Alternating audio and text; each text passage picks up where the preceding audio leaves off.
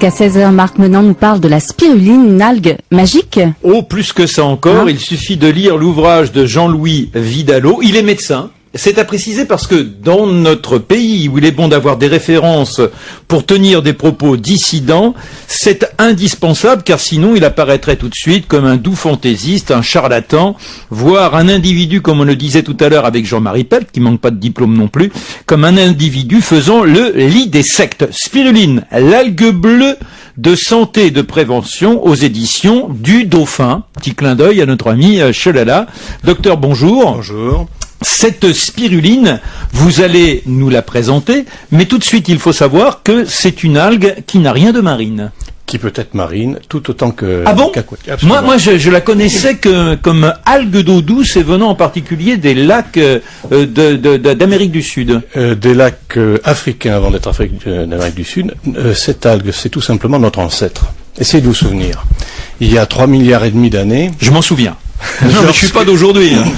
Lorsque ce qui allait devenir notre planète n'était qu'une espèce de magma de lave et de poussière, le premier rayon de soleil qui a réussi à mobiliser un microcorpuscule qui déjà à l'époque faisait 1/10 de millimètre et qui était spiralé, on en a les preuves fossiles, a réussi à lui faire ce prodige physico-chimique sans lequel nous ne serions pas là, qui est la photosynthèse.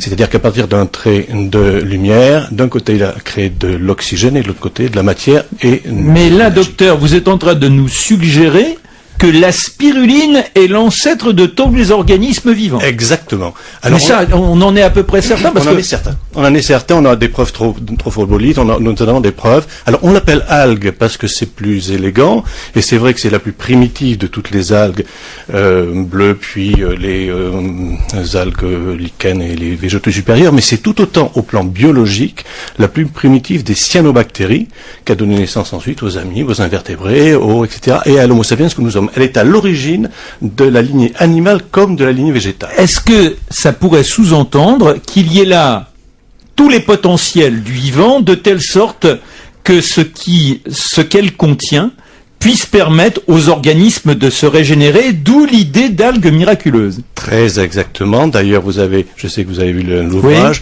oui, et que vous avez pas été sans remarquer que j'insiste beaucoup sur un des constituants de la spiruline, la phycocyanine, qui est ce pigment bleu. On en parlera tout à l'heure. Je l'ai noté parce que, en plus, vous la développez beaucoup. Enfin, vous développez beaucoup cet élément vers la fin du livre. Pourquoi? Parce que précisément la seule différence entre la phycocyanine et l'hémoglobine, n'est-ce pas, qui est le sang, hein, c'est un petit atome au centre de cette molécule qui, dans un cas, est du fer, dans le cas du magnésium, et c'est la seule différence, c'est-à-dire que à partir d'une même cellule, on a créé tous les végétaux à base de chlorophylle ou tous les humains à base de sang rouge. Les mammifères en général. Hein. Jean-Louis Vidalot, je rappelle que vous êtes médecin. Pourrait-on dire... Non, ça c'est vrai alors. Pourrait-on dire qu'il y a, puisque elle est notre ancêtre, néanmoins un ancêtre de la spiruline? Est-ce que l'on a une spiruline qui devient de plus en plus dense, contournant de plus en plus d'éléments qui vont conduire après à ces mammifères, d'un côté, d'abord organismes plus primaires bien sûr, et puis également à aux générations de plantes? Alors c'est une des choses qui m'a effectivement passionné depuis une quinzaine d'années que je m'intéresse à la spiruline, c'est qu'effectivement, comme c'est le plus primitif des organismes, il n'a pas bougé depuis la nuit des temps. Il a exactement 100 membranes cellulaires, sans noyau. C'est le plus primitif des organismes. Il n'a pas évolué. Hein, on en a des preuves fossiles dans les bas-fonds en Australie, en Afrique du Sud, et notamment on a redécouvert la spiruline, comme vous le savez, il y a relativement peu de temps dans le lac Tchad lors de la grande sécheresse sahélienne où il y avait une sécheresse où les gars même mouraient par millions qui s'étendait de la Haute-Volta, qui n'était pas encore le Burkina Faso, jusqu'au Mali, Niger, jusqu'au Soudan, et une équipe d'ethnologues, c'était pas des médecins, a découvert sur les bords du lac Tchad une peuplade, les Kanambous, qui était extraordinairement beau, floride, alors qu'il y avait la même sécheresse que partout ailleurs, et en les regardant vivre, tout simplement, je parle de Monique et de Maxime Brandilly, ils ont découvert que depuis la nuit des temps, ils se nourrissaient quasi exclusivement de cette petite boue verdâtre qui ramassait sur les bords du lac Tchad, qui faisait sécher au soleil, qu'ils appelaient le dié, et qui contenait tout ce dont l'organisme pouvait avoir besoin. Mais quand vous dites fait, ça n'a pas bougé. Néanmoins, puisqu'on est dans l'idée d'un ancêtre, sa façon d'évoluer a été de créer tout en restant l'être initial, l'être primaire, de développer des branches qui ont conduit à tout ce que l'on voit dans le vivant. Exactement. Exactement. Alors, je vais même plus loin. Parmi les souches que j'utilise, il y a une souche Lonard. Est-ce que vous avez remarqué qu'il y a beaucoup de souches qu'on appelle Paracas, où on les trouve. Et généralement, il y a une histoire. Quand on voit au Mexique, on sait que depuis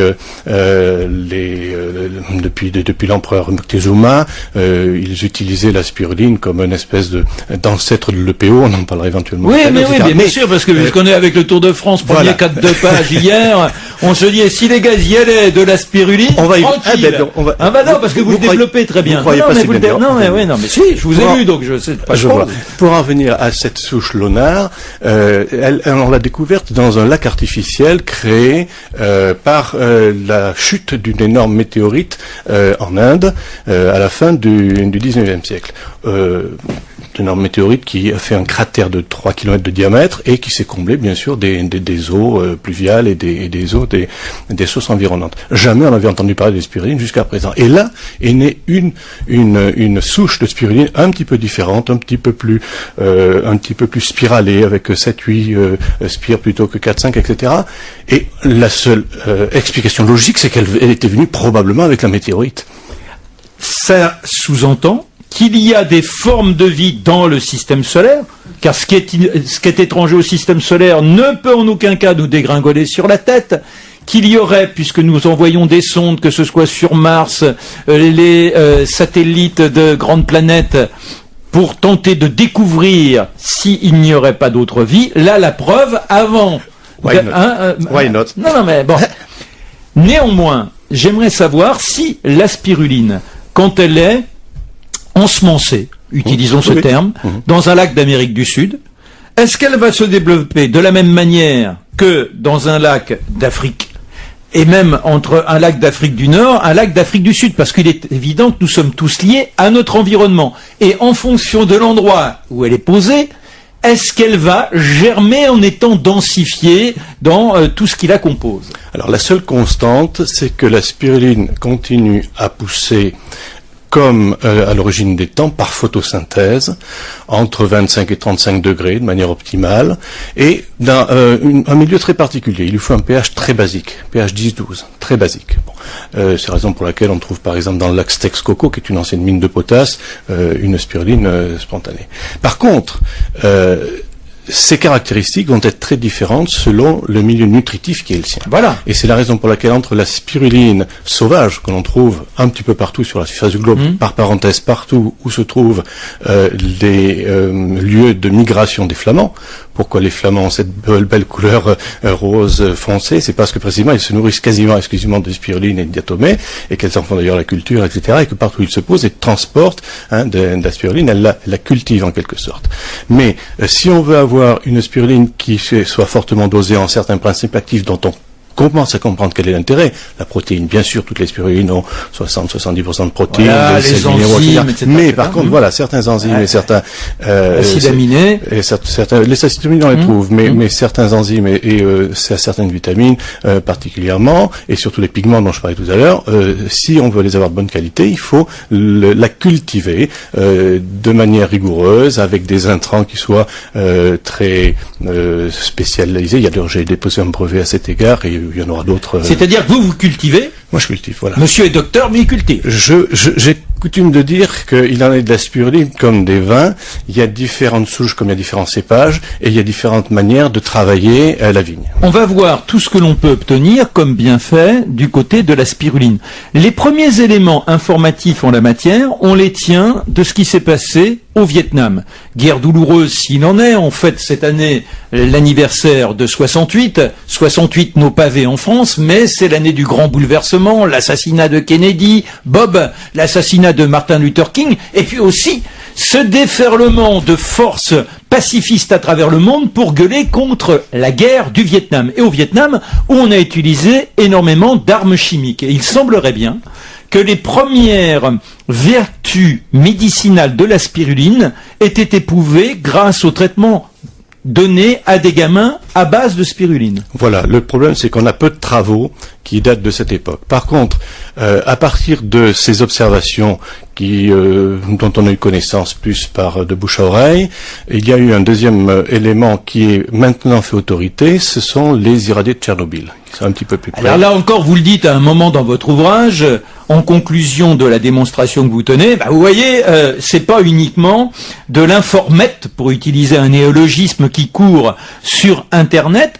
Effectivement, on a eu des équipes médicales qui ont traité un certain nombre de personnes et on a suivi l'évolution du traitement. Et là, nous avons les observations, j'en fais référence d'ailleurs dans l'ouvrage. Oui. Et suite donc aux irradiés de Tchernobyl, des équipes de Minsk ont pris des gamins de manière randomisée, certains ayant un traitement avec quelques grammes de spiruline par jour parce qu'il n'en faut pas énormément, d'autres 100, on a fait des études, etc. Et on est arrivé à la conclusion que 82% des enfants qui étaient irradiés et qui avaient le traitement de spiruline à raison de 5 à 6 grammes par jour pendant 30 à 40 jours ne développaient pas de cancer de la thyroïde alors que 100% des autres le développaient. Mais docteur Jean-Louis Vidalot, ce livre Spiruline, alors vous pouviez pas tout traiter, déjà vous nous expliquez comment elle peut fonctionner, on va revenir sur ses composants et puis sur l'utilisation en tant que dopage entre guillemets, mais qui serait un dopage noble.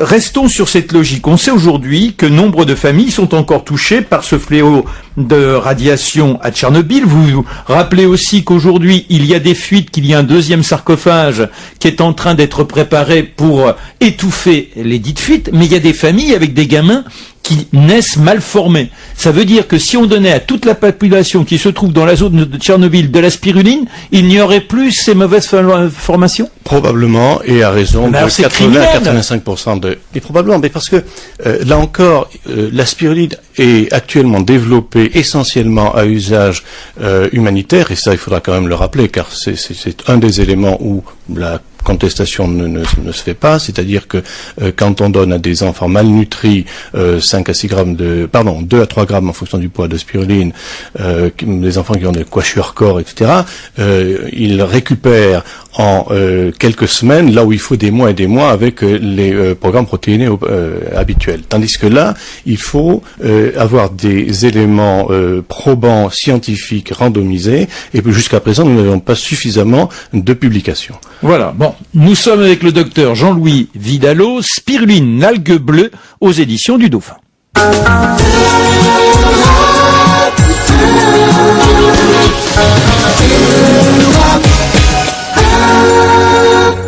Il est 15h46. La spiruline, le docteur Jean-Louis Vidalot, le livre Spiruline donc aux éditions du Dauphin. On peut, à travers les travaux menés ici et là, je dirais presque de façon anarchique, parce que la communauté internationale ne s'est pas encore auto-convoquée en disant faisons en sorte de pouvoir répertorier ce que les uns et les autres trament dans leur recoin. Il n'en reste pas moins que parmi les grands principes actifs de la spiruline, il y a des oméga 3, mais surtout un très bon équilibre entre oméga 3 et oméga 6, sinon... Parfait. Parfait. Exact. Bon. Il y a du magnésium, il y a du zinc, il y a du fer. Et c'est très important parce qu'on a tous besoin de fer, et en particulier les sportifs et les femmes, mais si on prend du fer au premier degré en complémentation, ça ne fonctionne pas toujours, et à ce moment-là, en plus, ça a plutôt un effet oxydant. J'espère que tous les lecteurs auront la pertinence de votre analyse, parce qu'effectivement, vous avez mis le doigt sur quelque chose de très important. En quantité, il n'y a pas énormément de fer dans la spiruline par rapport à certains produits du commerce. Par contre, on se rend compte, et mon autre métier, en plus de la médecine expérimentale, c'est la médecine du sport, donc je suis des sportifs de haut niveau depuis plus de 30 ans, et effectivement, quand j'ai commencé à proposer de la spiruline en complément nutritionnel, alors que tous les produits pharmaceutiques ou fonctionnaient mal ou provoquaient des effets secondaires importants, j'étais surpris. Vous avez quelques cas que je... Oui. J'étais surpris. Non, en particulier, vous parlez d'une jeune femme. C'est l'un des cas qui permet de mieux comprendre ce que l'on peut en attendre, qui était championne de judo, qui va se lancer dans le chatsu, jiu-jitsu. Toujours championne du monde de jiu-jitsu, voilà, d'ailleurs. Voilà. Bon. Et comment elle absorbe d'un seul coup le fer, alors que jusque-là, céréales en étaient en panne. Justement, parce qu'il y a une excellente biodisponibilité, c'est-à-dire que tout le fer et la vitamine B9, l'acide folique qui est contenu dans la spiruline, et puisqu'ils sont complémentaires, est absorbé par l'organisme, alors que dans les préparations que l'on donne du commerce ou autre, il est éliminé pour la plupart avec des troubles digestifs, etc. C'est là un point essentiel. On n'a pas eu le temps de l'aborder tout à l'heure avec Jean-Marie Pett, avec lequel on a ouvert l'émission et avec lequel on a évoqué tous ces mécanismes de communication entre les éléments de la nature, éléments vivants. Et il insiste dans son ouvrage pour dire le mot miracle, c'est synergie. C'est-à-dire que je prends une molécule de, ça donne aucun résultat. Prends une autre molécule, ça donne aucun résultat. Et puis si je convoque mes deux en même temps, à ce moment-là, les copines comme coquines, hop, elles vont devenir actives et être extrêmement bénéficiaires. Très exactement. Alors, la grande surprise que j'ai eue en écrivant cet ouvrage, car j'avais des documentalistes qui m'ont fait avoir accès à des sources qu'on nous cache, entre guillemets, c'est la carence micronutritionnelle considérable de l'alimentation qu'on nous propose aujourd'hui, qu'elle soit industrielle ou pas, tout simplement parce que la qualité des sols dans lesquels on cultive les fruits, les légumes, etc., c'est tellement appauvri en 50 ans que on a des carences micronutritionnelles. Or, on sait aujourd'hui, et je cite des auteurs qui font référence, on sait aujourd'hui que nombre de pathologies dégénératives, à commencer par le cancer, alors vous dites etc. que la spiruline, pour essayer de schématiser, après il faut lire l'ouvrage, vous dites qu'elle donne plus de tonicité aux cellules tueuses, celles qui viennent cerner, puisqu'on fabrique tous des cellules cancéreuses, et aussitôt qu'elles pointent, il y a les gardiennes, hop, elles se présentent et elles disent « ma coquine, on va s'occuper de toi », elles lui sautent dessus. Mais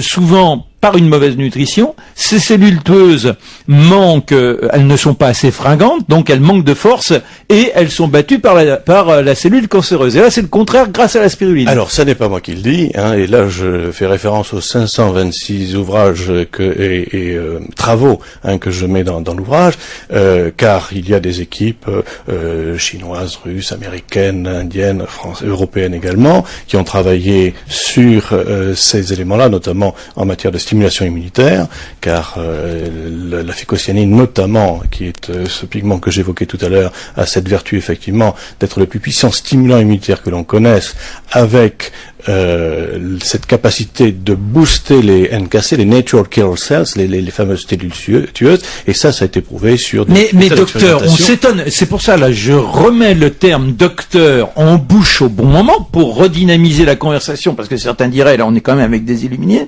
vous avez été formé à la fac de Paris. Aujourd'hui, dans nombre de services de cancérologie, on ignore complètement la spiruline.